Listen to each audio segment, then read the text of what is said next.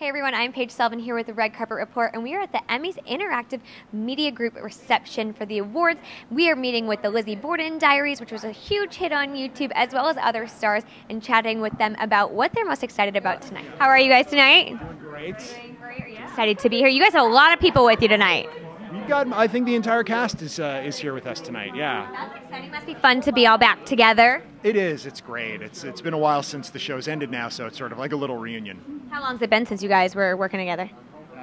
Well, we're talking about us? You're talking about the whole cast, the entire cast. Lizzie ended in March 28th, 2013. So it's been 6 months. Exactly, yeah. 6 months? 6 months. Yeah. And are you guys were working together again now, or are you going to start working again? Well, we had a second show, Welcome to Sanditon, that came right after Lizzie Bennett, and now we're getting ready for the next show. I don't know if you want to talk about Yeah, it. it's an adaptation of Emma. It's called Emma Approved. It'll be debuting October 7th.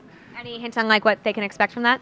A lot of awesome. A lot of awesome. A lot of awesome. And so you guys are on YouTube. What do you think that does for kind of a show like what you had, the Lizzie Diaries and all of that? Do you have an opinion?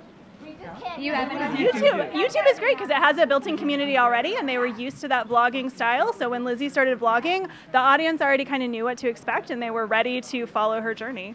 Question: do any of you have vlogs? Yeah, I vlog. You vlog? I do, yeah. Yeah. Every day? Are you like a daily vlogger? Oh my goodness, no! I wish I could keep up with that. I do it every once in a while. Yeah. Yeah. So where'd the idea for the vlogging come from? Just the idea of that's what a lot of YouTubers are doing, or? One of the partners on the project is Hank Green, who couldn't be here tonight, but he was the genesis of the idea.